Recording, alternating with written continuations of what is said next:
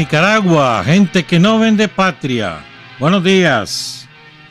Bienvenidos y bienvenidas a Sin Fronteras. Hoy es lunes 16 de mayo de 2022 con Carlos José Hurtado y con Luis Enrique Guerrero cuando son las 6 de la mañana con 29 minutos.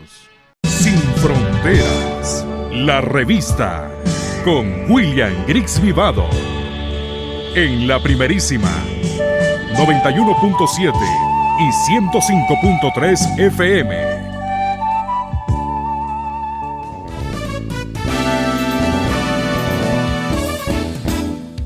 Sin fronteras para decir la verdad.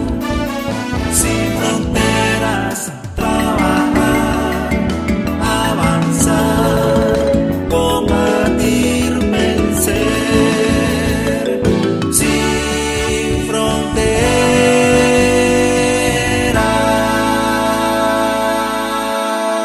Son las 6 de la mañana con 34 minutos.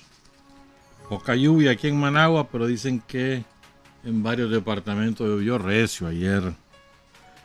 Bueno, el fin de semana en general. Pero aquí en Managua, ¿tu casa llovió? ¿En la tuya? Dicen que para la parte del sur sí llovió. Bueno, de todas maneras estaba leyendo cómo va el plan de prevención. Porque el gobierno siempre se prepea, mano. No vaya a ser que sea un invierno copioso como aquel que nos llenó el lago, ¿te acordás? Destrozó el Salvador Allende. Allá el muelle de San Francisco Libre. Salvajada nos hizo. ¿Te acordás que el agua llegó hasta el Teatro Rubén Darío? Inundó los sótanos. No los inundó, pues, pero los humedeció, eso sí. Pero sí. Bueno, no vaya a ser que nos toque uno como ese, entonces. El gobierno calcula que hay casi 112,000 viviendas que pueden ser afectadas por lluvias torrenciales, por inundaciones. En posición vulnerable, 111,776. Eso significan casi 790,000 personas que están expuestas a ser damnificadas. 780,986. Hay en total 1,781 puntos críticos. Pero el gobierno ya ha dispuesto 2,452 albergues. O sea, no es que están ahorita, ya están listos, no. Ubicados, pues. Ya se sabe dónde van a evacuar a la gente, si acaso hay necesidad, pues. Para lo cual están disponibles un contingente de casi 11,000 personas que han sido preparadas a lo largo de los años por la Defensa Civil, por SINAPRED, por los gobiernos municipales y sus respectivos Comupred. De manera que estamos preparados, hermano. Siempre hay contingencia, es mentira, inevitable. Entonces hay que estar preparado. A ver si nos da tiempo hoy. Porque quiero... Ahí tengo preparado algo. Vamos a ver si da tiempo. Sí, porque es mentira, mano. Hay que hablar de dos eventos que han ocurrido en los últimos 3 días. Y que han sacudido, a pesar de la maquinaria nazi de medios de comunicación, han sacudido la opinión pública mundial. El primero de ellos ocurrió el viernes. El viernes sepultaron a la periodista palestina Shirin Abu Akleh, una mujer de 51 años. Nació en el 71 en Jerusalén, antes que Jerusalén fuera una ciudad destrozada por los sionistas. Entonces fue a estudiar a Jordania y estudió periodismo y regresó a Palestina, estuvo en varios medios. hasta que desembarcó en Al Jazeera, recién fundada, esa cadena televisiva del Medio Oriente. Y ahí se hizo una fama considerable en todos los países del Medio Oriente, especialmente en Palestina, pero no solamente, pues en Jordania, en Siria, en Líbano, en Egipto, en todos lados. Hasta que el miércoles pasado, como informamos aquí en Sin Fronteras, fue asesinada durante un operativo en una de las ciudades de Cisjordania. Le pegaron un balazo en la cabeza. Es evidente que fue deliberado. O sea, no fue fortuito. Fue dirigido el balazo. En la ciudad de Jenin, en el norte de Cisjordania. Israel, por supuesto, niega, ¿verdad? Primero negó, después dijo, bueno, mejor investiguemos. Y después le dice a los palestinos, pasame la bala para investigar yo, solo vos sabés, le dice a los palestinos, aquí voy a investigar, aquí te voy a, ahí te digo. Para que se desaparezca la bala en manos de ellos. Este que iba con su chaleco antibala que decía claramente prensa, con una especie de casco que decía prensa.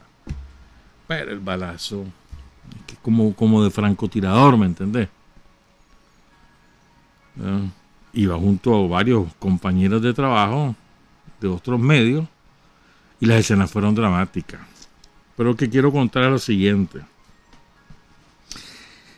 Dos cosas. Bueno, el incidente del viernes. Qué barbaridad, vos.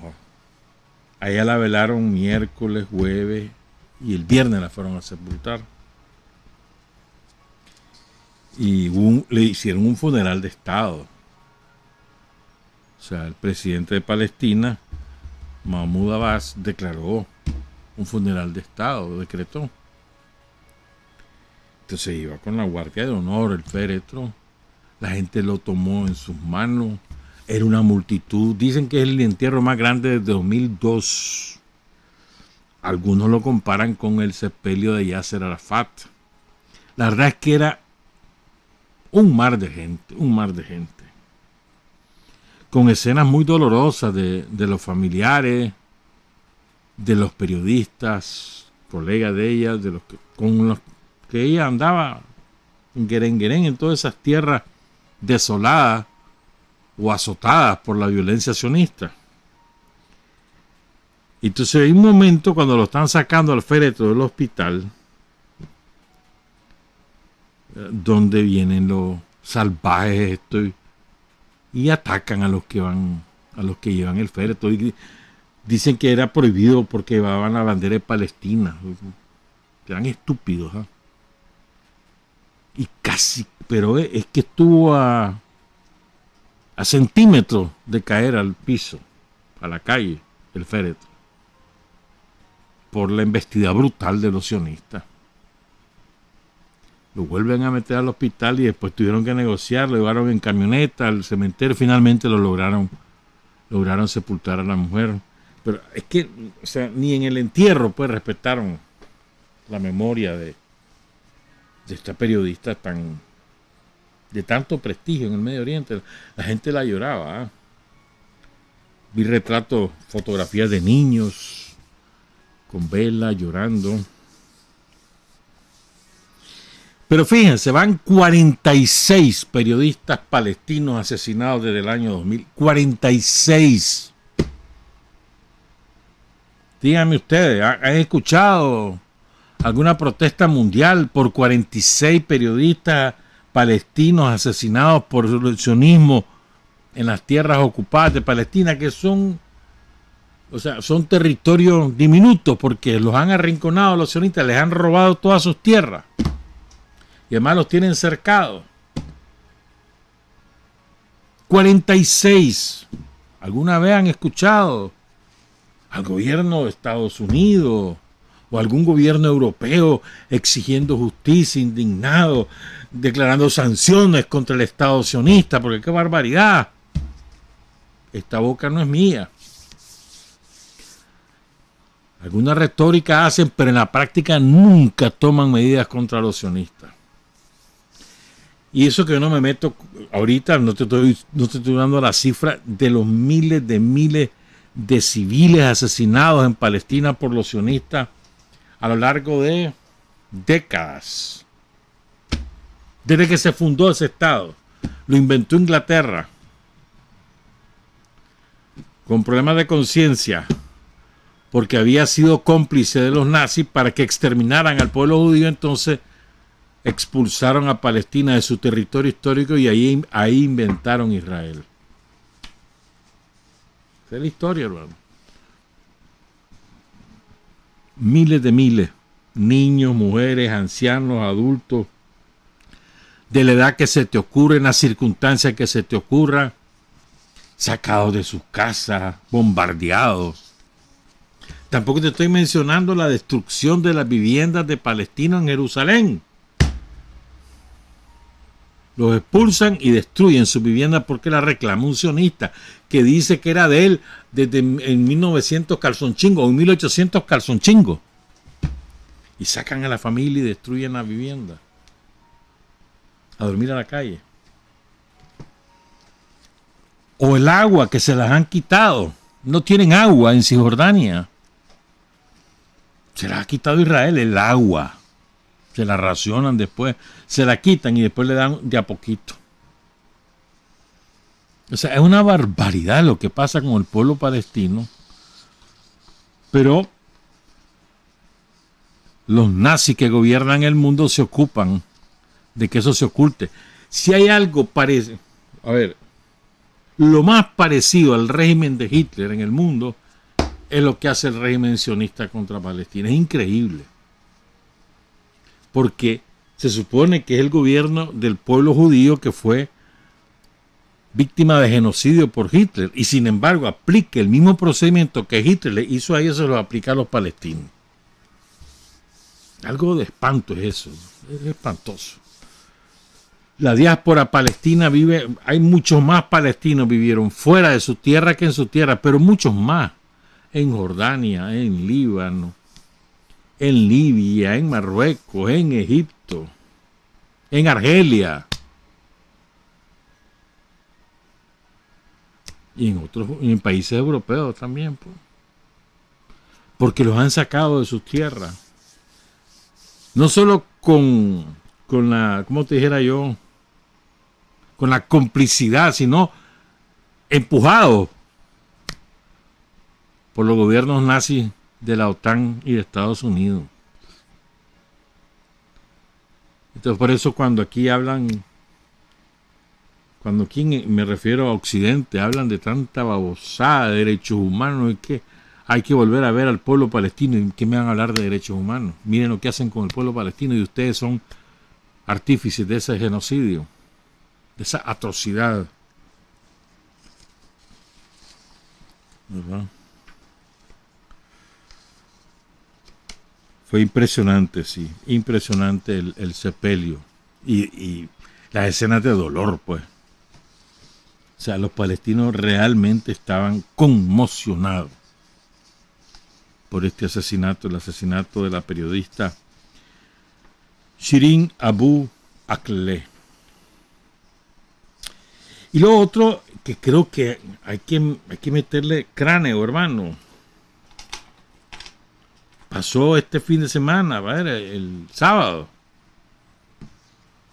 Un chavalo de 18 años, cipote.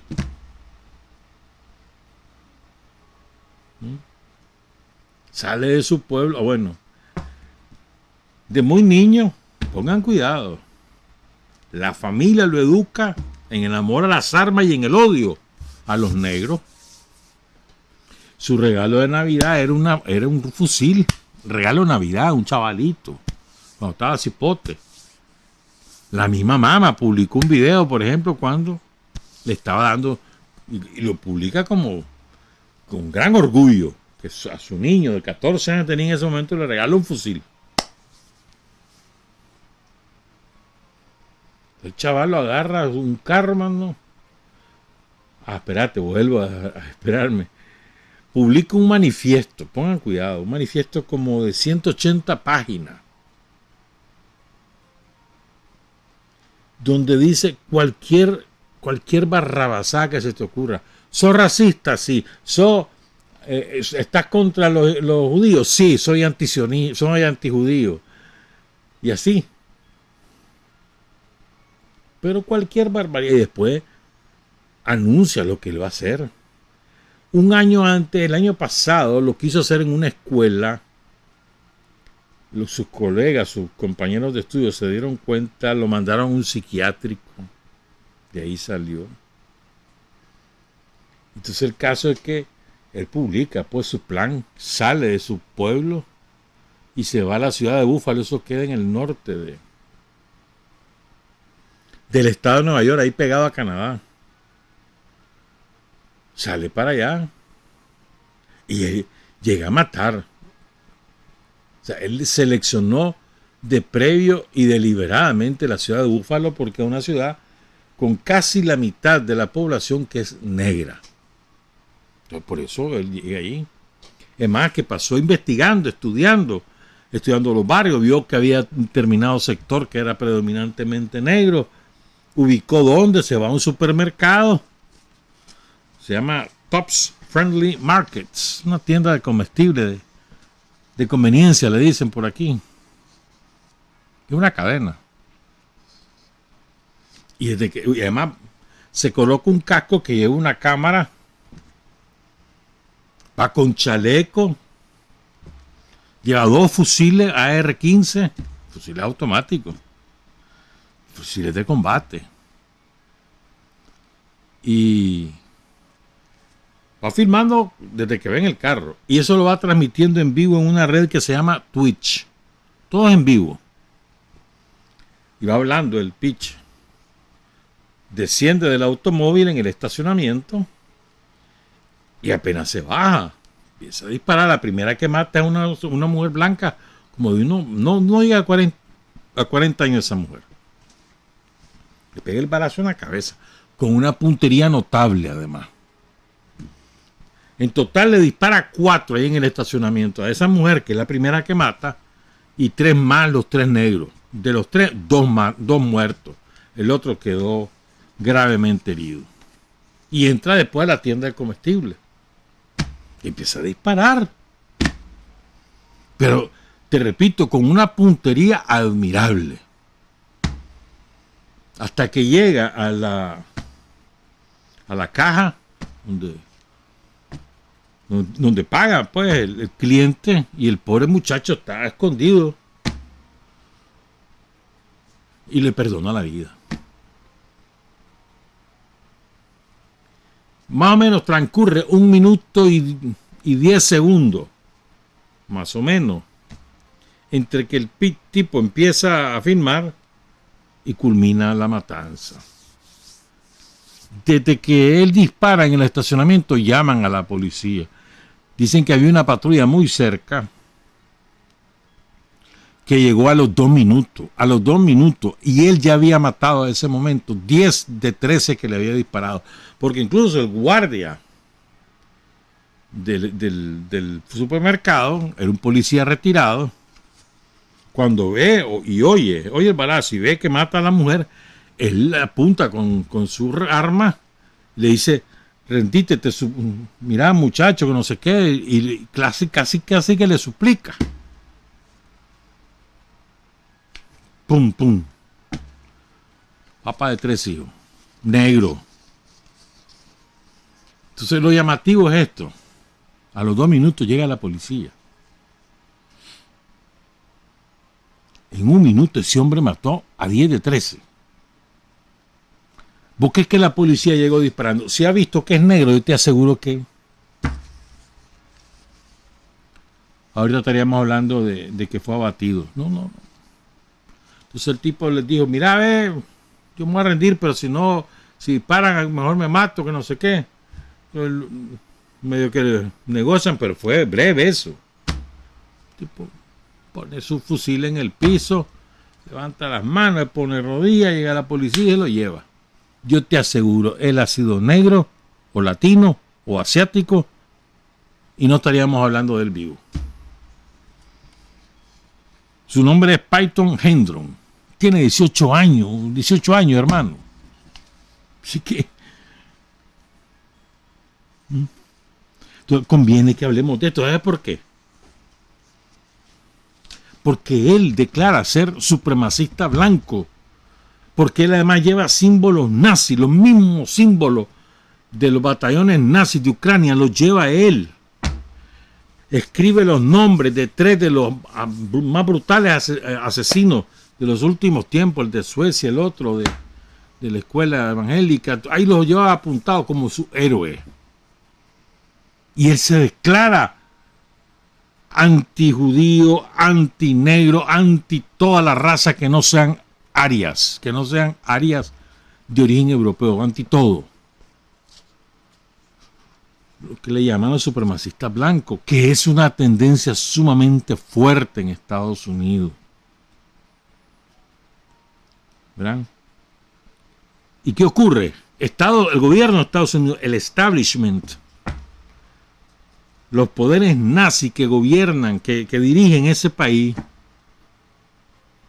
han ocultado el carácter nazi de Ucrania para legitimar su entrega de armas. Y ahora es un nazi el que le hace esa matanza. Y te aseguro que a partir de hoy, lo más mañana, desaparece de la opinión pública, de la información pública, todo lo referido a este caso que chorrea sangre. Pero es lo que ocurre. Hay una declaración sumamente importante. Espérame. Llevaba, ya te dije, ropa militar con inscripciones nazis y además runas. ¿Sabes qué son las runas? No, son los símbolos, ¿cómo te dijera yo? Símbolos que se usaron para las lenguas germánicas, también para algunas lenguas eslavas, en Escandinavia, en las Islas Británicas. Y entonces, y además lleva, como te decía, los 2 fusiles. Entonces, fíjense, cuando lo llevan ante el juez, porque ya le llevaron al juez el mismo sábado, se declara inocente. ¿Saben por qué, no? Eso está preparado. Ahora viene toda la campaña de los supremacistas blancos defendiendo a su héroe. Ahí vas a ver. Y cuidado, y lo dejan en libertad. Cuidado. Porque ahora lo van a convertir en su fetiche, pues. En el texto del manifiesto, lo primero que él pone, son 180 páginas, están difundidas en internet. Yo me leí, aguanté como 7 páginas aguanté, hermano. No, hermano, ya está. Entonces, lo primero, en la portada te aparece un símbolo que se llama el sol negro. Schwarze-Sonne. Promovido por el famoso jefe de la SS de Hitler, por Himmler. Y que además es un símbolo de magia negra. ¿Verdad? Dicen que el Piche, que él aprendió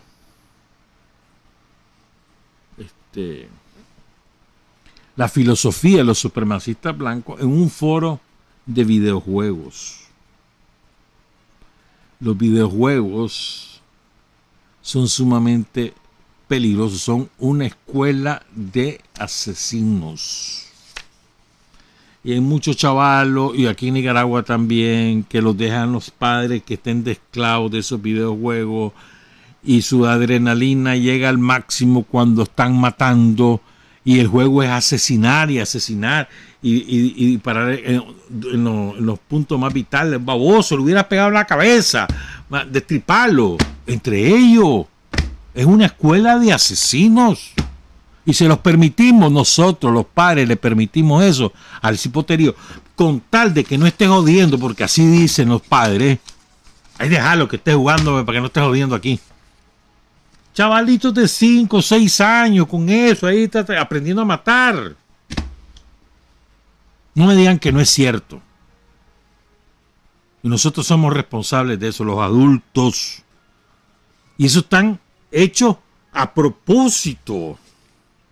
Eso no es fortuito, no es que un videojuego y que no, hombre, están hechos a propósito para condicionar la mente del niño y del adolescente de manera que cuando llegue adulto ya está predispuesto a tolerar, a aceptar, incluso a propiciar la violencia contra sus semejantes. Están diseñados para eso, para manipular, para condicionar el pensamiento, la lógica del pensamiento, que es peor aún, de los seres humanos. Entonces ya tenemos una generación que es propensa a aceptar el asesinato como legítimo.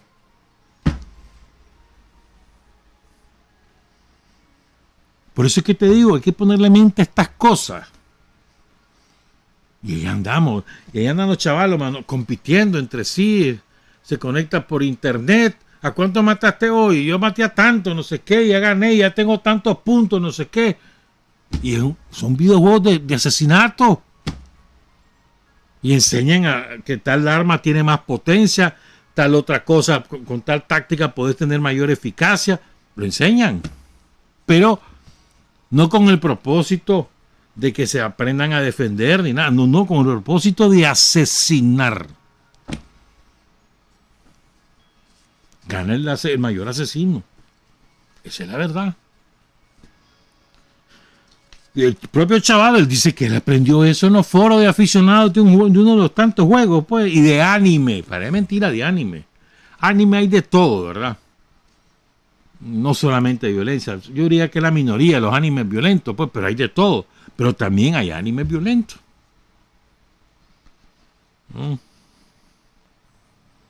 Impresionante. ¿Verdad? Su mesías es Charles Manson.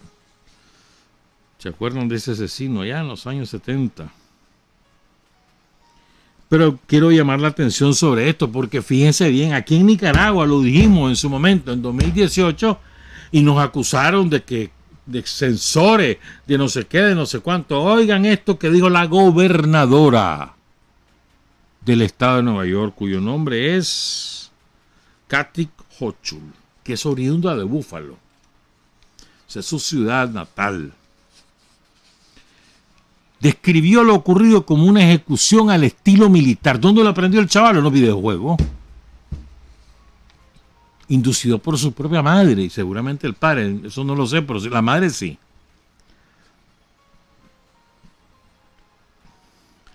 Le pidió a los políticos de los dos partidos en el Congreso que se aseguren de que este tipo de personas regresen a sus agujeros y no salgan de ahí. Habló en la cadena de televisión ABC. Describió a las redes sociales como instrumentos de este mal, el racismo, que permitían que los temas racistas se propaguen como un virus. Las compañías tecnológicas deben reconocer su responsabilidad en la propagación del racismo. Los gerentes de estas compañías deben rendir cuentas y prometernos que están tomando todas las medidas humanamente posibles para monitorear este tipo de mensajes. La manera en que estas ideas depravadas fermentan en las redes sociales es algo que se está propagando como un virus. Si no hay control, alguien podría tratar de imitar el ataque en Búfalo. El odio diseminado por las redes, el racismo diseminado por las redes. Y te censuran por una foto, en Facebook censuran una foto donde está una madre amamantando a su hijo, eso lo censuran. El absurdo, ¿no? Pero el racismo no, está totalmente tolerado. El nazismo, ¿qué significa eso? Que eso es deliberado, que eso no es fortuito, no es un error, que eso está diseñado así. Diseñado de esa manera. Y esa red, la Twitch, es de video, permitió la transmisión en vivo. Dice, a los pocos minutos interrumpimos. Pero hombre, si el tiroteo duró un minuto, si se me transmitió en vivo, ¿cómo lo tenemos? Yo lo tengo ese video. ¿Vos no lo tenés? Yo lo tengo, completo. Donde va matando a todo el mundo. es difícil de tolerar verlo, pues. Yo vi al principio y al final, hermano, porque es que va matando a la gente. Y lo transmitieron íntegro. ¿Cómo te podés explicar que todo el mundo tenga ese video si dice la red que lo interrumpió? Es mentira. Es mentira. Entonces, estamos expuestos y eso lo consumen chavalos de todas las edades, o sea, 20 para abajo. Algunos rendidos de admiración por la acción valiente que estaba haciendo aquel asesino. Mató una viejita, imagínate, como de 70 años. Digo, no discriminó edades, pero una señora como de 70 años. ¡Pum! Y ahí chavalos aplaudiendo. Ese es el germen del nazismo. Están educando una generación para que no solamente tolere, sino que aplauda este tipo de asesinato. Y es lo que nos está pasando ahorita. Los europeos, sobre todo europeos y norteamericanos, estadounidenses, aplaudiendo los crímenes de los nazis en Ucrania. O sea, por más que les exponga las atrocidades que esta gente ha hecho en estos 8 años, incluso más, no hay forma de cómo verlo porque dicen que eso está justificado. Y no te estoy hablando que había tropas rusas en Ucrania, no. O sea, más de 8 años.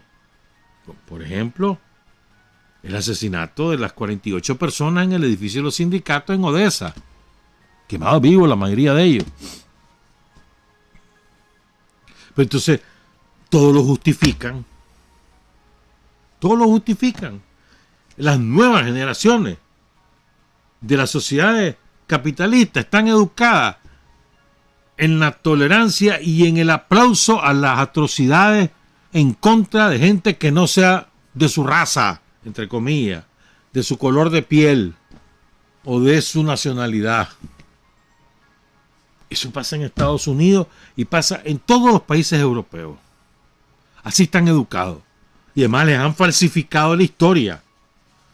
Prácticamente ahora ponen a Hitler como que si fuera un gran estadista. Un asesino.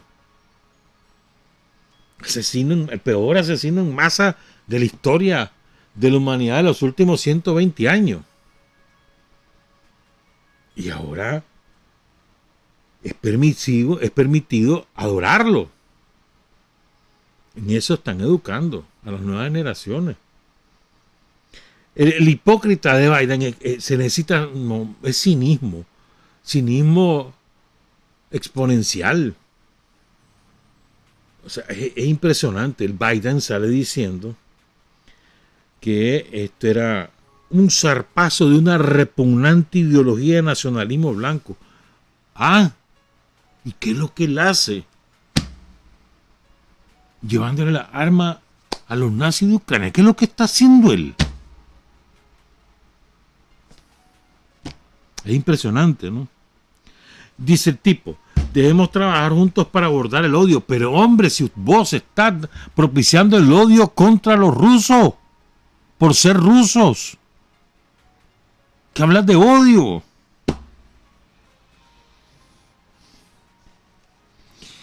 Y hay quienes están diciendo que desde la televisión, los canales de televisión se consumen ahora por 3 vías, ¿no? Televisión abierta, que es la menor cantidad de televidentes, televisión por cable y la televisión en los celulares o en la iPad.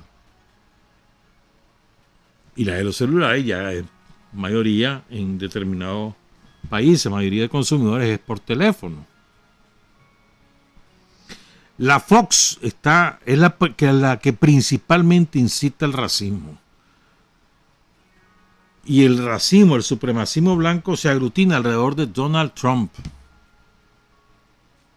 Ese es su caudillo.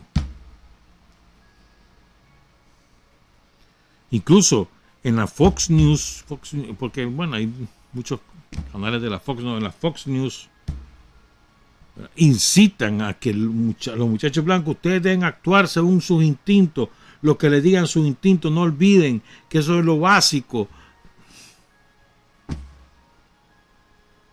Ahí así lo dicen en la Fox. Entonces aquí vos tenés distintos responsables. Estás hablando de la familia, la mamá regalándole armas y enseñándole a ser racista. La familia, la sociedad en su conjunto. O sea, que él encuentra determinados foros, puede intercambiar este tipo de criterios. Hay gente que le moldea ese tipo de ideas. Y los medios de comunicación. Y cualquiera diría que esto es excepcional. No, hermano, este año, ¿y cuántos meses llevamos? 4 meses y medio. Van 197 tiroteos masivos. ¿Qué es un tiroteo masivo? Cuando hay 4 víctimas o más. 4 o más heridos o muertos. Sin incluir al tirador. 4 o más. 197. Solo este año. ¿Cómo te queda el ojo? Entonces lo que quiero, todo esto que hemos hablado es con el propósito de colocar en evidencia, hermano, esto no es excepcional, esto es fruto de determinada ideología que le van imponiendo a las nuevas generaciones los poderes nazis que dominan el mundo. Lo hacen en Europa, lo hacen en Estados Unidos, lo hacen en América Latina, donde pueden ellos. Y a ver, los videojuegos básicamente no han penetrado en Nicaragua. Eso es parte de todo ese poder. Nosotros como padres de familia, madres de familia, abuelos, abuelas, tíos, tías, pónganle mente qué tipo de videojuegos son y educarlos, que los jueguen, pues, pero al mismo tiempo decirle cómo es la idea, cómo es la cosa, pues, cuál es la historia y les enseñando que lo juegue, pero que sepa cómo es la onda. Digo yo, pues, mi opinión. Vamos a hacer una pausa, regresamos a las 7:11. Hay hombres que luchan un día y son buenos. Hay hombres que luchan un año y son mejores. Pero hay hombres que luchan toda la vida. Esos son los imprescindibles. Son las 7 de la mañana con 14 minutos. Antes de entrar a otro tema, solamente para actualizar una información que es lo último que ha ocurrido a eso de la 1 de la madrugada, hora de Nicaragua. Sí, más o menos a esa hora fue que lo leí, que fueron más o menos las 9, las 10, entre 9 y 10 de la mañana se reveló, pero debió haber ocurrido un poco antes, que salieron de las instalaciones industriales de Azovstal, ahí en Mariupol, donde están recluidos alrededor de 2.500 nazis de los peores asesinos, incluyendo mercenarios británicos, estadounidenses y de otras nacionalidades europeas. Salieron 10 piches con banderas blancas, pidieron negociar con las autoridades de la República Popular de Donetsk, que están en las afueras de esas instalaciones. Negociaron y acordaron un alto al fuego para evacuar a los heridos. Ya salieron la mayor parte de los heridos que estaban ahí y están siendo atendidos en hospitales de Donetsk. Y luego los piches que negociaron pues se regresaron, pues. Entonces esto es la primera vez que ocurre una negociación con todos estos asesinos. Rusia les ha dicho claramente a todos, porque han presionado a Rusia a todo el mundo de ellos, ¿verdad? De la OTAN, para que los deje salir, que se vayan del país, pero Rusia les ha dicho o muertos o presos, pero no hay otra salida. Pues son de los peores asesinos de los ucranianos, de los peorcitos está ahí, incluyendo militares de alta graduación de la OTAN. Bueno, pero es que ya oficialmente desde ayer quitaron la careta los suecos y los finlandeses. Ya oficialmente se viene esto hablando ya hace meses. y anunciaron que quieren entrar a la OTAN. Entonces, me llamó la atención y por eso quiero hablar, que darle algunas cosas sobre esto. Me llamó la atención que algunos compañeros y compañeras estaban comentando qué barbaridad, que Suecia y Finlandia dejaron su posición pacifista, tan bonitos que eran esos países y esto y lo otro. Y entonces me retorcieron las tripas, ¿me entendés? Porque Suecia y Finlandia son nazis en su historia. Los dos. Suecia le suministraba materia prima durante toda la Segunda Guerra Mundial a Hitler. Y en Finlandia se armaron campos de concentración para rusos, donde los torturaron y los dejaron morir de hambre. En Finlandia. Entonces, Finlandia ha construido una imagen de pacifista de los últimos 40 años. Pero su pasado nazi ahí está. Y han deseducado a su juventud. Otra vez lo mismo que te contaba antes. Y le han ocultado esta realidad. Es verdad, Finlandia tiene logros increíbles en la educación, por ejemplo, ¿no?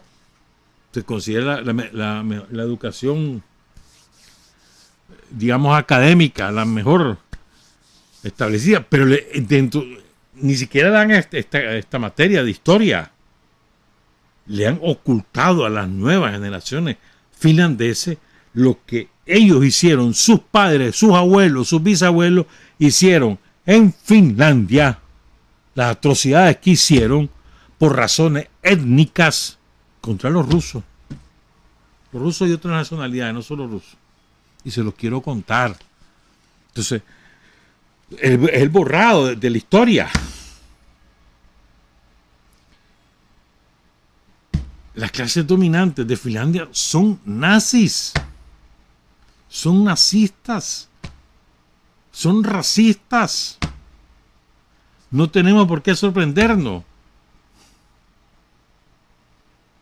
Lo que pasa es que te aseguro que como el 80% de la población finlandesa menor de 50 años ignora estas cosas. Cuidado más. A ver, en 1939 estalló una guerra entre la antigua Unión Soviética y Finlandia. La Unión Soviética perdió esa guerra. Es mentira, pero es verdad. Y entonces Finlandia ocupa territorio de la Unión Soviética, de lo que se llama Karelia. Karelia es, digamos, es como una nación, pero nunca ha estado unida. Hay una parte en Suecia, otra parte en Finlandia, otra parte en la Federación Rusa. Es una república, la República de Karelia. Pero también hay en Kaliningrado. Bueno, a ver, entonces lo que quiero decir que es una etnia. Entonces los finlandeses derrotan al ejército rojo, lo empujan y le toman el territorio de Karelia. Ahí organizaron los campos de concentración. Los finlandeses.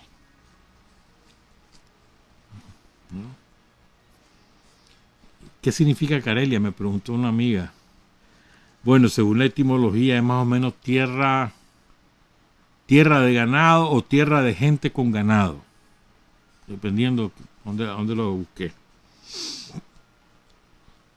Entonces ahí, en el año 2020, finales de 2019, principios de 2020 más o menos, en Rusia se revelaron los documentos que hasta ese momento eran secretos de lo que ocurrió en Karelia, en la Karelia que hoy es de Rusia y que fue ocupada por Finlandia. Y lo que hicieron los finlandeses con ese pueblo hace 80 años. Y los testimonios son estremecedores. Yo me acuerdo cuando lo leí, no me acuerdo si 2020, quizás mediados o finales, por ahí. Yo me quedé con las tapas abiertas, mano. Entonces les quiero leer algunas de esas cosas. Menos mal que ahí lo tenía guardado.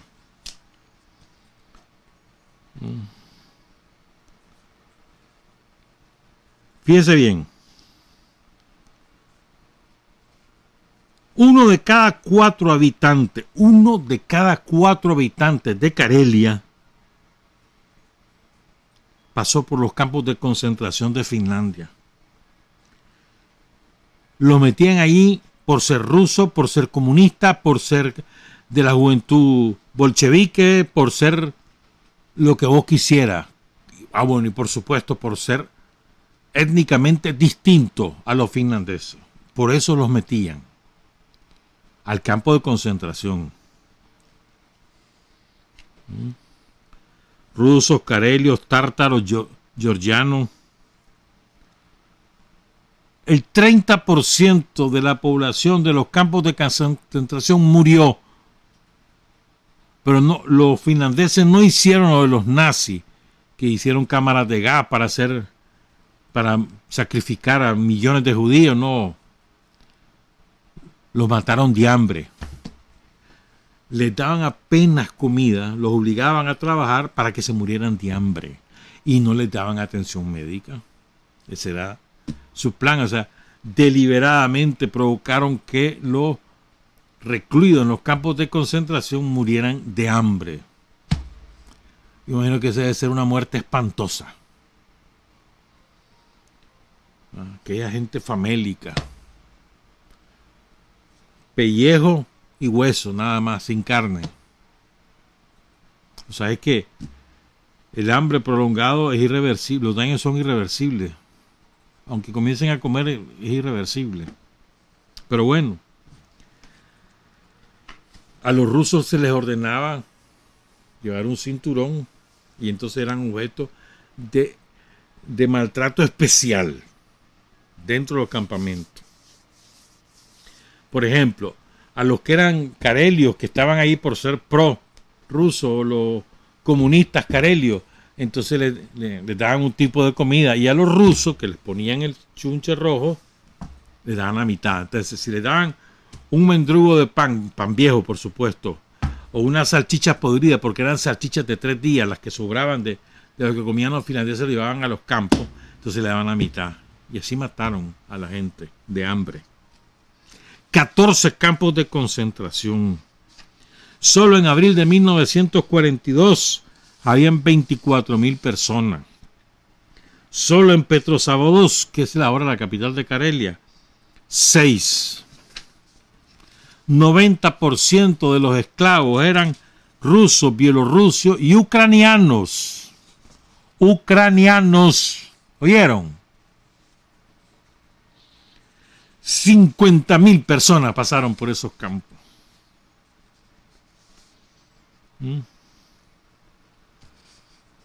En el campo se imponía la disciplina del palo. Los prisioneros eran golpeados con bastones y porras de goma por la más mínima violación del régimen de campo.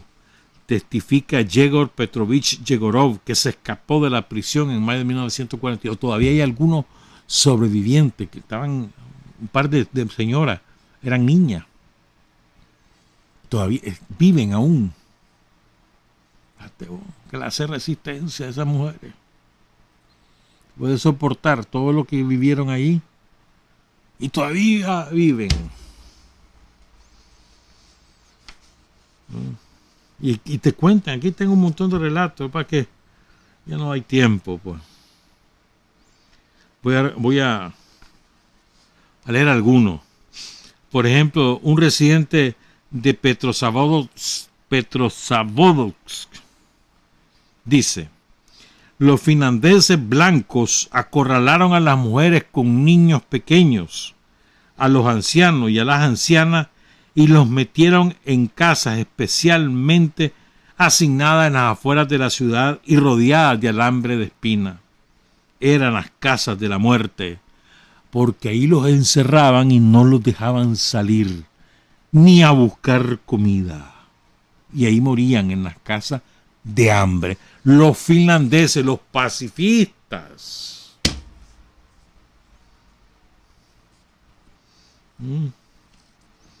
Que hay una mujer que se llama Pelageya Stefanovna Barantseva.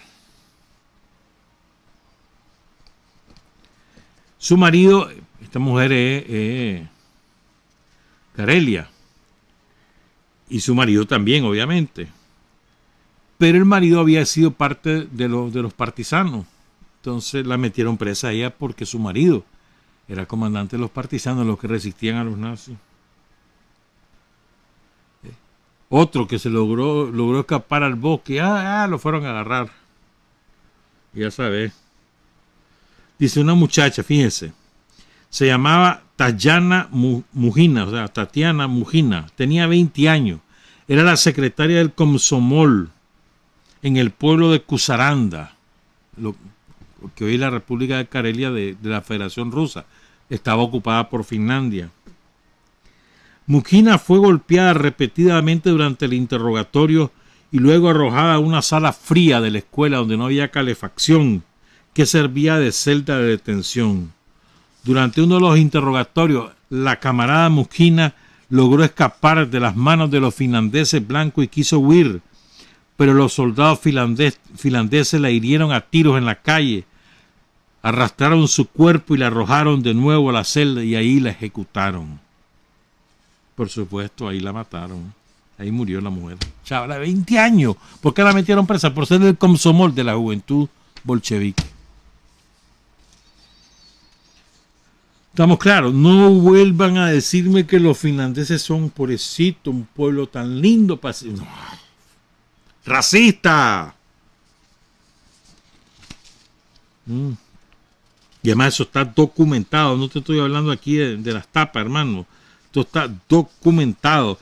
Exterminaron a propósito y en silencio a tártaros, ucranianos, rusos, georgianos y de otras nacionalidades, pero que no eran finlandeses.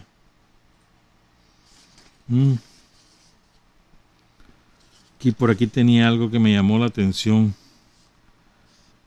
Fíjense, que se me hizo, bueno,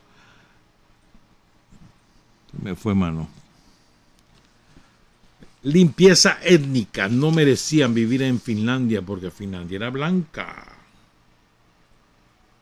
No vengan con cuentos, hermano. Entonces a los finlandeses, leí una opinión de un compañero, hay un ruso, y les dice, se hartaron de vivir, de tener una vida tranquila y bien alimentada, se hartaron de eso. Quieren volver a construir campos de concentración para rusos. Por supuesto, hoy Vladimir Putin habló de esto, porque hay una reunión ahorita de una alianza de los países. Espérame, quiero leer lo que dijo Putin sobre esto. Es un problema que está creado de forma bastante artificial, dice Putin, porque se hace en interés de la política exterior de Estados Unidos. En general, la OTAN se utiliza como instrumento de la política exterior de Estados Unidos, pero se hace con bastante perseverancia, habilidad y mucha agresividad. Todo ello agrava el ya difícil entorno de seguridad internacional. Rusia no tiene problemas con Finlandia y Suecia y en ese sentido no existe una amenaza directa de expansión a costa de estos países. Pero la expansión de la infraestructura militar en el territorio de Suecia y de Finlandia ciertamente provocará nuestra respuesta. Y veremos qué tipo de respuesta será en función de las amenazas que nos crearán. En otras palabras, se están creando problemas de la nada y responderemos en consecuencia. Vladimir Putin esta madrugada, hora de Nicaragua, obviamente. Y ahora Suecia, ¿no? Suecia es otra. Fundó su fama mundial sobre la base de la obra del Partido Socialdemócrata de Olof Palme, un mártir de la paz y de la democracia real, hermano, asesinado por la maquinaria nazi de Suecia. Nunca esclarecieron alguna cosa por aquí, lo ocultaron, le echaron lodo, pero fue la maquinaria nazi sueca y con ramificaciones en distintos países la que asesina a Olof Palme porque tenía una política pacifista, realmente pacifista, de buenas relaciones con la Unión Soviética y todo el campo socialista. Construyó el estado de bienestar en Suecia. Bueno, sobre todo él, pero antes de él también otros dirigentes de su partido. Eso ya fue desmantelado, eso ya no existe. En Suecia ya no existe el estado de bienestar. Suecia además es un fabricante de armas de alta tecnología que se las están mandando a los ucranianos ahorita, los suecos. Se las dan de pacifista. Entonces, fíjense bien, miren lo que hicieron con Hitler. Es que da risa, de verdad, man. Da risa que se las quieran dar. Bueno, pues, además con un cinismo es impresionante, vos. Ayer, ¿verdad? Sale de la reunión del Partido Socialdemócrata de Suecia que está mandando ahí, uno de los que manda. Vos. Entonces dicen, bueno, sí, nos vamos a meter a la OTAN, pero nosotros no vamos a permitir que se pongan aquí armas nucleares en nuestro territorio. ¿Y vos crees que la OTAN solamente te va a meter a su club a cambio de nada? ¿Sos babosos, sos caballos? ¿O querés que los demás seamos caballos y babosos? Lo mismo dijo Alemania en 1955, igualito. En 1955 Alemania y toda la OTAN de entonces le dijeron eso al mundo. No, dice, la OTAN va a entrar, pero aquí nunca vamos a poner bases nucleares en Alemania, ni vamos a tener armas ofensivas. Y ese mismo año, la OTAN rechazó el ingreso de la Unión Soviética. Un año antes, perdón, el 54. Rechazó el ingreso de la Unión Soviética a la OTAN. La Unión Soviética le dijo, pues, yo quiero entrar ahí, estemos todos. Nos dijeron que no, porque era contra ellos. Pero bueno, voy con los suecos. Lo mismo dijo Alemania. No, hombre, aquí yo no voy a tener base nuclear. Igualito. Y vean ahora. Chame ese trompo en la uña, hermano. Pero quiero irme con esto. Vos sabés que Suecia es una monarquía. De nombre, pues, pero monarquía y la mantienen parásitos. Son igualitos que los parásitos de España. O los parásitos de Bélgica o de los Países Bajos. O la parásito de ahí del Reino Unido. Parásito. Entonces, el rey Gustavo V de Suecia le mandó una carta a Hitler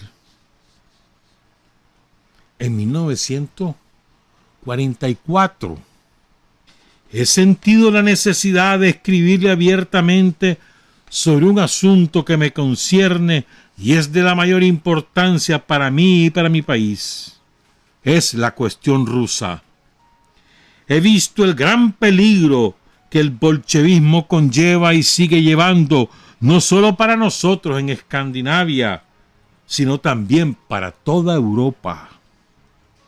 Por lo tanto, deseo expresar mi más ardiente gratitud por haber resuelto de todas las maneras posibles destruir esta plaga. Le felicito por los grandes éxitos que ya ha conseguido. Y vos andas creyendo que los suecos sí son buena gente. No, no son guerreristas. Te sigo contando, espérate. Hitler tenía su base militar económica en Suecia y en Finlandia entre el 39 y el 44.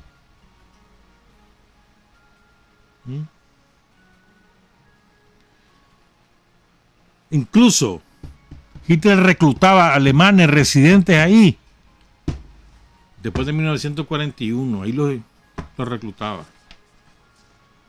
En junio de 1941 se transfirió una división de infantería de montaña completa de Suecia a Alemania, compuesta por 18.000 hombres.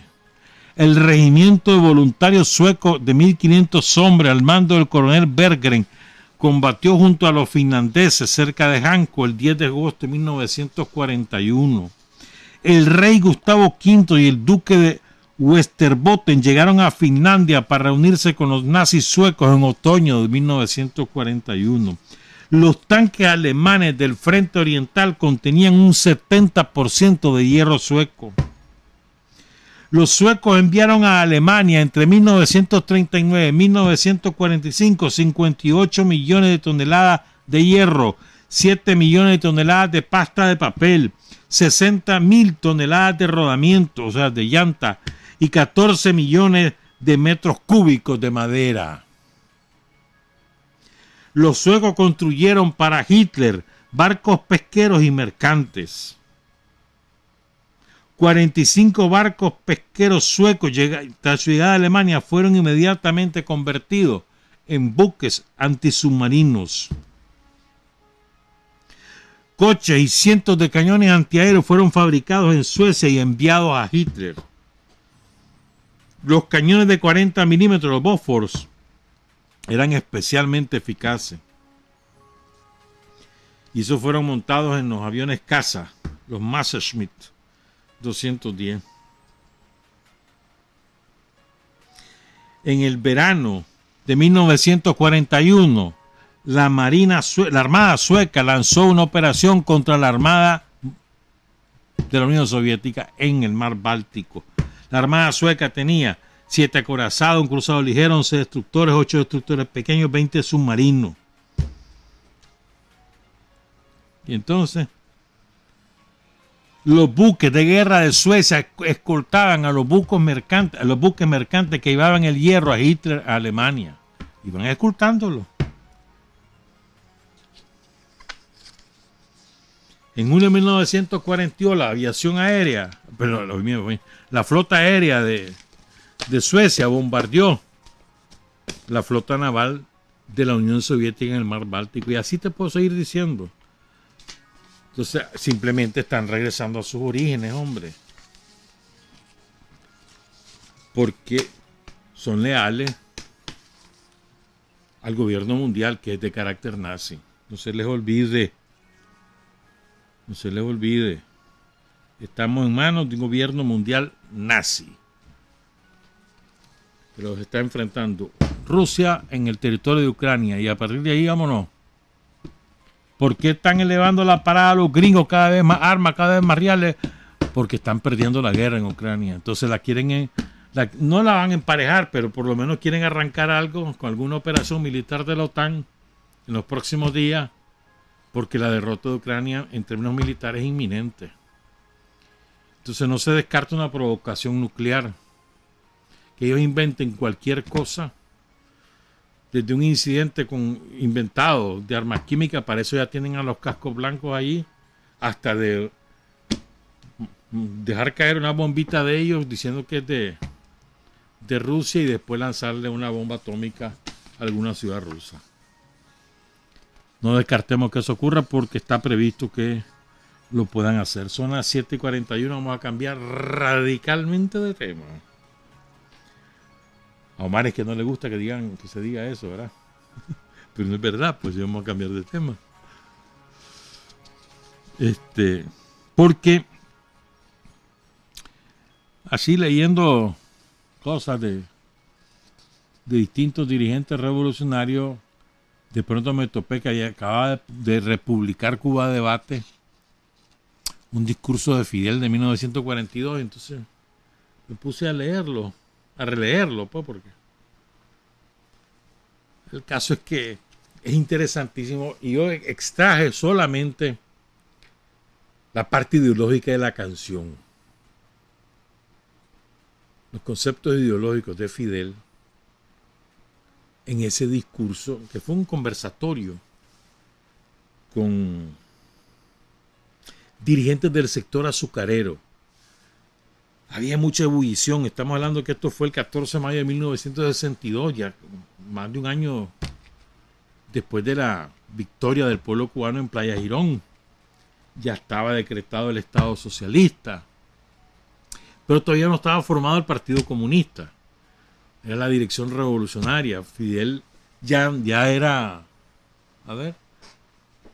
ya no era primer ministro, era presidente. Y estaba la batalla del azúcar. Recordemos que Cuba era monocultivo, azúcar. Y era vital. Entonces, los centrales azucareros, le llaman ellos, los ingenios, le decimos nosotros, pues, eran una prioridad número uno. El operarlo, el mantenerlo a punto y el sacar la máxima cantidad posible de quintales de azúcar. Pero había mucho mucho, como te dijera yo, mucha tensión por las exigencias, por funcionarios incapaces, porque los obreros no se terminaban de acomodar al nuevo sistema político. Entonces llegó Fidel y tuvo un larguísimo conversatorio con ellos. Y en esa conversación, de esa conversación extraigo estos conceptos que los quiero compartir con ustedes. Pónganle mente, sí. Puede ser que sean de actualidad, ¿no? Y puede ser que nos caiga en el dedo, que nos caiga el guante. Depende de lo que cada uno de nosotros piense al respecto. Escuchemos, pues. Estos problemas de economía ya no son como antes problemas de los catedráticos de economía. Los problemas de economía son ahora cuestiones que debe entender todo el pueblo, todos los obreros. Sobre todo los obreros, los trabajadores, porque a ellos les interesa más que a nadie. A los parásitos, ¿qué les va a interesar este problema? Al parásito lo que le interesa es saber cómo puede ser parásito y cómo puede seguir siendo parásito hasta su muerte. ¿Qué le importa al parásito la economía? Pero sí le importa mucho, mucho al trabajador. Al trabajador sí, porque de su trabajo, del rendimiento de su trabajo, depende la suma de bienes, de beneficios que reciba. Por eso las cuestiones de economía le interesan. Pero además le interesa por otra cosa y mucho, dice Fidel. Para que no lo confundan, para que no lo desorienten, para que no lo engañen, para que los parásitos no lo engañen, para que los explotadores no lo engañen. Me detengo aquí. Porque a veces nosotros creemos que la economía es para expertos. Y esto no es así. Otros compañeros nos pueden transmitir conocimiento, pero la formación básica es la que nosotros mismos logremos. Saber qué es Producto Interno Bruto, saber cómo se forman los precios, saber de dónde sacan las ganancias los ricos, cómo lo hacen, saber por qué fluctúan tanto los precios de los productos que nosotros exportamos, saber de dónde viene esa crisis del petróleo. Otros compañeros y compañeras nos pueden transmitir sus conocimientos, pero esa es la parte básica. Después tenemos que investigar, leer, estudiar. Y por dos razones. Primero, porque a nosotros qué más nos interesa saber cómo es la onda. Y segundo, para que no nos enreden. Para que no nos tiren cantos de sirena, para estar claro, mano. Esto es lo que nos enseña Fidel. Sigo. Si el obrero no entiende de economía, si el trabajador no entiende de economía, el parásito lo confunde, el explotador lo desorienta y lo engaña y le dice, mira, le dice el parásito, el mejor sistema es el mío, el capitalista. El sistema en que yo era dueño de 1500 manzanas y yo los tenía a ustedes allá, en los barrancos viviendo, con haitianos, con los emigrantes. Y solo les daba trabajo 5 meses. Ese es el mejor sistema, les dice el capitalista, el antiguo dueño de los ingenios. El mejor sistema soy yo, don fulano, soy dueño del ingenio. Y vos sos don nadie, sos un infeliz que tenés que venir a trabajar para mí 4 meses al año. Si el trabajador no tiene comprensión de la economía, don fulano, el hacendado, le hablaría así a don nadie. Y el trabajador le diría, sí es cierto, usted tiene razón, patroncito. Ese sistema era el bueno, donde usted era el que mandaba y se va a la riqueza. Y además el patrón, ¿qué es lo que nos dicen los patrones? Los patrones en Nicaragua, ¿qué son? Los cocepos, ¿no? Los magnates. Y los peleles de los yanquis. ¿Qué nos decían antes de que Daniel regresara al gobierno en 2007? ¿Qué nos decían? Que la economía iba al acabose, porque nosotros éramos burros para eso, que no sabíamos nada de eso, porque no habíamos estudiado en Harvard. ¿Se acuerdan de eso? Miren 15 años después, la economía de Nicaragua, ejemplar. Entonces, ¿qué es lo que nos dicen? Los yanquis, ¿no? Que ustedes no saben nada de eso, ustedes no sirven para eso. No. Vos no podés dirigir la economía. Vos no sabés nada, vos no has estudiado en Harvard. No podés. Por eso vas a tener que seguir siendo lo que sos. Porque vos no has estudiado. Sin nosotros, dicen los patrones, no existe la economía. Y miren lo que ha pasado en estos 4 años. Los magnates han estado ahí y tienen reales y sacan reales. Pero decían que si ellos no participaban en la dirección del país, la economía se acababa. Y miren lo que pasó. Mejor que sin ellos. ¿Gracias a quién? Al pequeño productor, al trabajador asalariado, al trabajador por cuenta propia. Esos son los que han sacado al país adelante. Sin ellos. Bueno. Entonces dice Fidel, los imperialistas también salen por todas partes a decir que el sistema es bueno, que el sistema bueno es el sistema donde el trabajador es don nadie y donde los don fulanos son los dueños de toda la economía. Ese es el sistema bueno, según los yanquis. Lo mismo que decían hace 60 años, en el 62 lo dicen ahora, igualito, hermano, igualito. Con el agregado que además ellos son los únicos buenos para manejar la economía y por lo tanto son los únicos buenos para gobernar. Y ahora viene una parte ya sobre los revolucionarios. Dice Fidel, con un enorme sentido autocrítico. Nosotros tenemos dificultades, ya lo sabemos. Con las dificultades nuestras tratan de hacer su agosto los imperialistas y los reaccionarios. Los ratones se acobardan, se desmoralizan y los don fulanos tratan entonces de agitar la ratonera.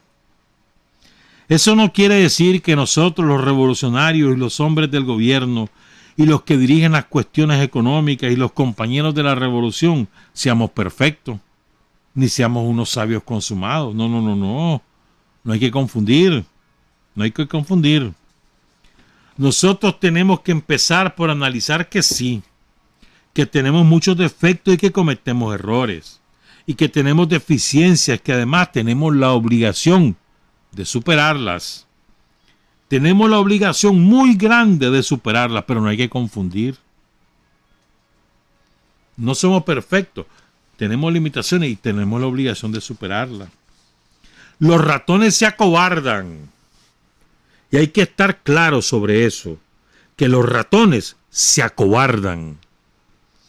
Pero el hecho de que sepamos que las dificultades son inevitables en esta etapa y de que los que se acobardan son ratones, no quiere decir de ninguna manera que nos vayamos a desentender de nuestras obligaciones para superar nuestras deficiencias, ni que nos vayamos a olvidar de nuestras imperfecciones. No tendremos derecho de decirle al ratón que es ratón y al gusano que es gusano, si nosotros, los revolucionarios, no hacemos lo posible y lo imposible para superar nuestras deficiencias y trabajar bien. Superar todas las dificultades posibles y cumplir nuestro deber todo lo mejor posible son dos cosas muy diferentes. Y es verdad, que superemos todas las dificultades no implica que nosotros estamos dando todo lo mejor posible. Y ambas cosas son necesarias. ¿No? Sigo. Claro que tenemos imperfecciones, tenemos deficiencias, tenemos errores. Eso también hay que comprenderlo, dice Fidel. Porque cuando las cosas se comprenden, cada cual entiende bien todo y sabe a qué atenerse. El revolucionario sabe a qué atenerse, se mantiene firme. El de espíritu de ratón puede tener dos reacciones: superar su ratonería, si es un ratón por ignorancia, o quedarse ratón, si es un ratón por cobardía. Los imperialistas ponen todas sus esperanzas en que no entendamos, en que no comprendamos bien las cosas, en que no superemos nuestras dificultades. Desde luego que los imperialistas están equivocados de medio a medio. Mi opinión es que son brutos, dice Fidel. Pero hay algo peor para ellos. Y es que no es que sean solo brutos, sino que no les queda más remedio que ser brutos. Pues sencillamente porque no tienen razón. Bonita la manera que lo presentan, ¿no? Son brutos, pero es que además, no solamente es que son brutos, sino que no tienen más remedio que ser brutos porque no tienen razón. Claro, dice Fidel, que cada día la entendemos mejor. Perdón. Dice Fidel, la razón nos acompaña a nosotros, los revolucionarios. Claro que cada día la entendemos mejor y cada día sabemos o debemos saber mejor cómo tenemos que ir llevando adelante la revolución. De ahí la importancia de que cada trabajador tenga conciencia revolucionaria. Un trabajador consciente, un revolucionario verdadero, responsable, sabe cómo actuar en cada circunstancia. Nosotros debemos saber y conocer muy bien dónde están las causas de nuestras dificultades. Conociendo las causas y poniendo nuestro esfuerzo a superarlas, el revolucionario está más tranquilo. El trabajador consciente está más tranquilo. Su fe se consolida, su fe en la revolución, su fe en el porvenir. Y es necesario que cada trabajador tenga conciencia clara de los problemas para que su fe en la revolución y en el porvenir se consolide. Ahora, claro, les voy a decir una cosa. Gracias a las dificultades, los pueblos se organizan. Gracias a las dificultades, los pueblos se superan. Gracias a las dificultades, los pueblos se templan y se hacen grandes en la historia. No se hacen fuertes los pueblos, ni aprenden por caminos fáciles, por caminos alfombrados, por caminos lisos. Los pueblos se hacen fuertes, se hacen grandes, aprenden y se elevan por los caminos difíciles, por los caminos espinosos. Y esa es la ventaja que nos dejan las dificultades, que al obligarnos a superar las dificultades nos engrandecemos y nos desarrollamos. Es frente a la dificultad que el espíritu se hace fuerte, cuando tiene que luchar, cuando tiene que trabajar. La historia enseña que no hay libertad sin precio alto, ni progreso, ni independencia sin precio alto. Que no hay revolución sin precio alto, enseña la historia.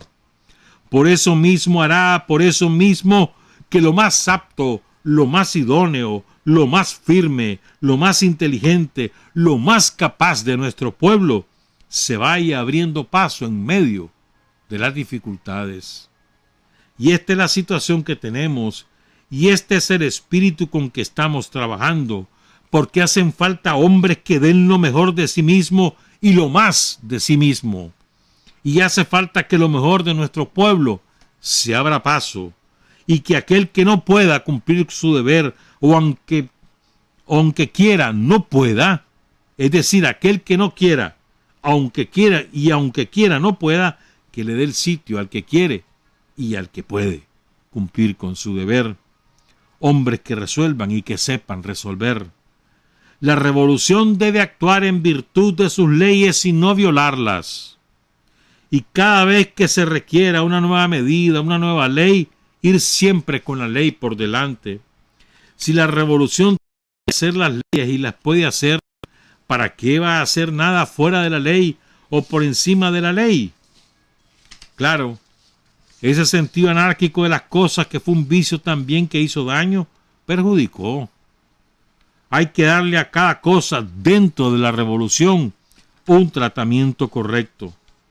No se debe ser arbitrario, no se debe ser abusador, no se debe ser despótico, no se debe maltratar a nadie, no se debe ser insolente ni arrogante con nadie.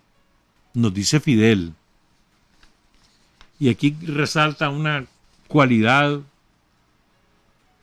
de la que pocos se pueden ufanar. Una característica de los revolucionarios, una cualidad que es sumamente importante. Dice Fidel: muchas veces hay que tener paciencia. El revolucionario tiene que ser paciente, sereno, no debe abusar de su poder, no se debe ser arbitrario, no se debe ser despótico, y sin embargo hay que saber distinguir. Eso no quiere decir que la revolución sea débil con sus enemigos. Hay en eso también una gran diferencia, como la que había cuando les explicaba anteriormente el problema de los débiles de espíritu y las deficiencias del revolucionario. Una cosa es que la revolución sea dura con sus enemigos y utilice la fuerza y la ley cuando tiene que usarla, que es lógico, que a nadie le quepa la menor duda de que la revolución lo hace y lo hará cuantas veces sea necesario, ser dura con sus enemigos. Pero eso es una cosa. Y otra es el método arbitrario, abusivo, despótico en el trato con la gente, en el trato con los problemas. El revolucionario debe tener paciencia, no caer en la desesperación del pequeño burgués. Muchas veces ustedes ven un extremista más extremista que nadie, de esos revolucionarios más revolucionarios, de los sandinistas más sandinistas que Sandino, más sandinistas que Daniel, más sandinistas que Rosario. Muchas veces uno ve eso, dice Fidel, y en el fondo, detrás de la fachada de ese extremista, no hay más que un pequeño burgués desesperado, asustado. Ese no es el espíritu del proletario. El espíritu del proletario es sereno, firme, confiado, convencido de su fuerza, paciente. Conozcamos nuestras debilidades para superarlas. Conozcamos nuestros vicios para superarlos. Organicémonos mejor. Aprovechemos a cabalidad nuestros recursos. Estudiemos, preparémonos. Eso es lo que significa la revolución. Construir el futuro. Sepamos construir ese futuro, que el derecho a construir ese futuro lo sabremos defender. Los hombres y mujeres que cayeron ayer, los combatientes asesinados por el imperialismo, cayeron defendiendo ese derecho nuestro, el derecho a construir ese futuro. Los hombres que cayeron en la lucha contra la tiranía, dieron sus vidas para que nosotros tengamos ese derecho, el derecho a construir ese futuro, para que nuestro pueblo tenga esa oportunidad, tenga ese derecho. Debemos saberla aprovechar conscientemente. Hagamos todo pensando y actuando como si cada uno de esos muertos fuesen hermanos de padre y madre de cada uno de nosotros, porque hermanos nuestros son. Por nosotros se sacrificaron, por nuestro pueblo dieron sus vidas, no para que desperdiciemos esa oportunidad de construir futuro, no para que la utilicemos a medias, para que la sepamos aprovechar, la sepamos comprender, la sepamos defender contra los débiles, contra los ignorantes, contra los espíritus enclenques, contra los cobardes, contra los ratones, contra los gusanos. Sepamos ser revolucionarios, sepamos ser buenos ciudadanos, sepamos ser responsables, sepamos ser conscientes, sepamos ser fuertes, sepamos ser dignos hijos de este pueblo, sepamos ser dignos soldados de la patria en esta hora, sepamos ser dignos en este momento trascendental de nuestra historia. Pensemos en lo que nuestro país está haciendo, en la página que está escribiendo. Grande es sí el enemigo poderoso, grandes los obstáculos, pero para este pueblo nuestro no hay obstáculo invencible, ni hay enemigo que pueda aplastarlo, y el hecho de que el enemigo sea poderoso servirá como las dificultades para hacernos más fuertes, para superarnos, para engrandecernos. Si el enemigo es poderoso en sus recursos, en su agresión, en su maldad, nosotros tenemos que ser más poderosos que el enemigo en nuestra dignidad, en nuestra fortaleza revolucionaria, en nuestra convicción, en nuestra fe, en nuestro valor. No importa que el enemigo sea el imperio yanqui, que nosotros sabemos ser el pueblo lo suficientemente grande que sabrá vencer frente a todas las agresiones de ese imperialismo. No importa que ese enemigo sea poderoso, nuestro pueblo en su moral, en su decisión y en su heroísmo es más grande y es más poderoso. Fidel Castro, presidente, líder de la Revolución de Cuba. Trabajar, avanzar, combatir, vencer. Patria y libertad. Revolución es sentido del momento histórico. Es cambiar todo lo que debe ser cambiado. Es igualdad y libertad plenas. Es ser tratado y tratar a los demás como seres humanos. Es emanciparnos por nosotros mismos y con nuestros propios esfuerzos. Es desafiar poderosas fuerzas dominantes dentro y fuera del ámbito social y nacional.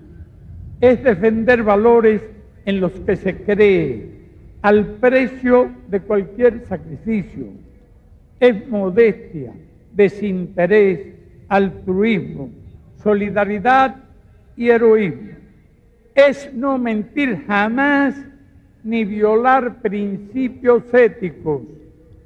Es convicción profunda de que no existe fuerza en el mundo capaz de aplastar la fuerza de la verdad y las ideas. Revolución es unidad, es independencia, es luchar por nuestro sueño de justicia para Cuba y para el mundo, que es la base de nuestro patriotismo, nuestro socialismo y nuestro internacionalismo.